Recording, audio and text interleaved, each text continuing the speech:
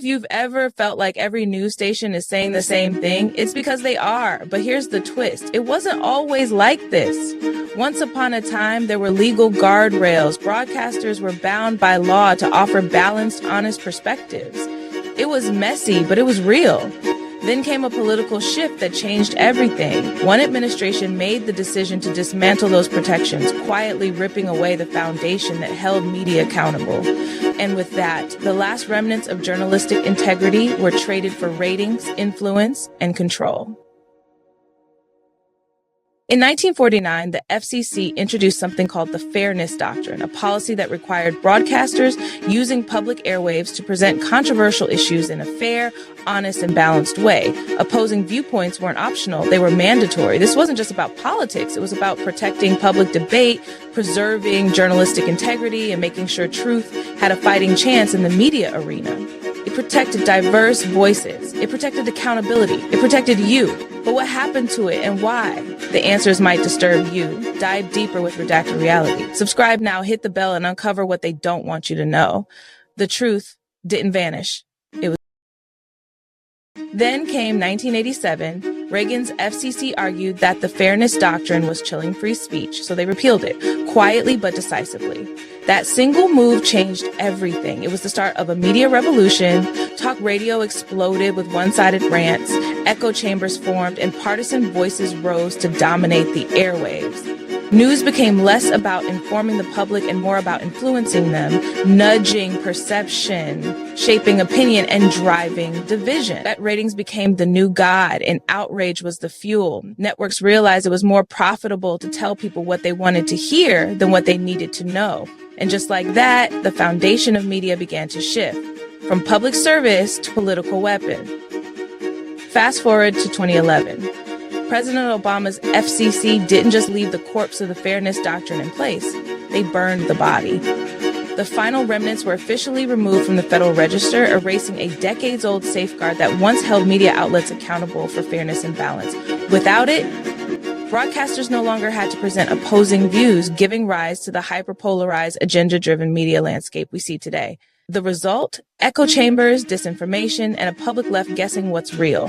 What used to be journalism has slowly morphed into infotainment, designed to stir emotion, not reveal truth.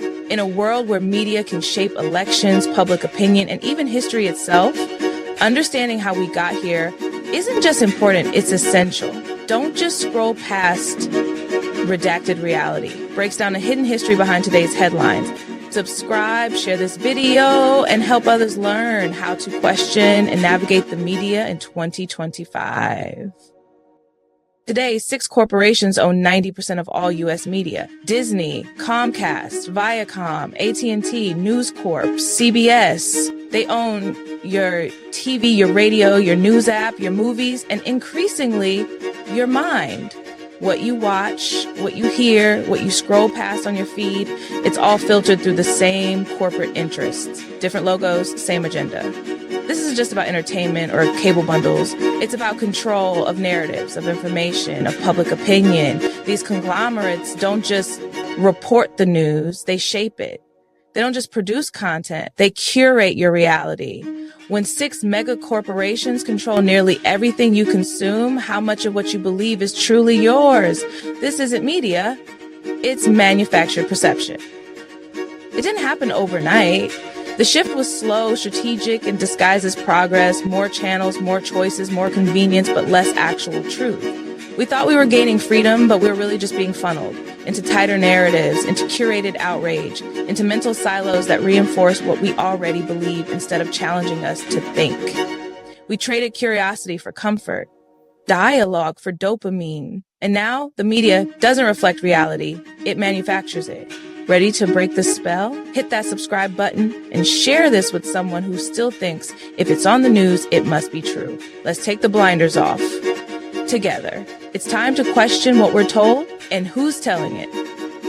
Today, misinformation wears a suit and tie. It's got polished anchors, fancy studios, and fact checkers funded by billionaires with vested interests. It's no longer wild-eyed conspiracy theorists yelling into webcams. It's network-approved narratives dressed up as journalism. The manipulation is cleaner, slicker, and far more dangerous because it doesn't look like propaganda.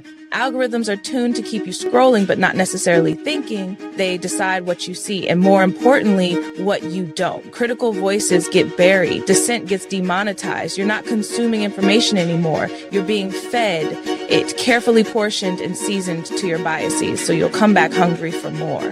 The news isn't designed to inform you, it's designed to divide you. Outrage is profitable, confusion is powerful. Fear keeps you tuned in. The louder the noise, the easier it is to drown out the truth. So let's cut through the static. Subscribe to Redacted Reality and share. In a world where truth is under siege, the most radical act is simply to think for yourself. We've traded facts for feelings, debate for division. Journalism used to challenge power, not parrot it. But somewhere along the way, the media stopped being a watchdog and became a lapdog, loyal to corporate interests, not the public good. The fourth estate, once vital to democracy, has become a fifth column, quietly undermining the very society it claims to serve.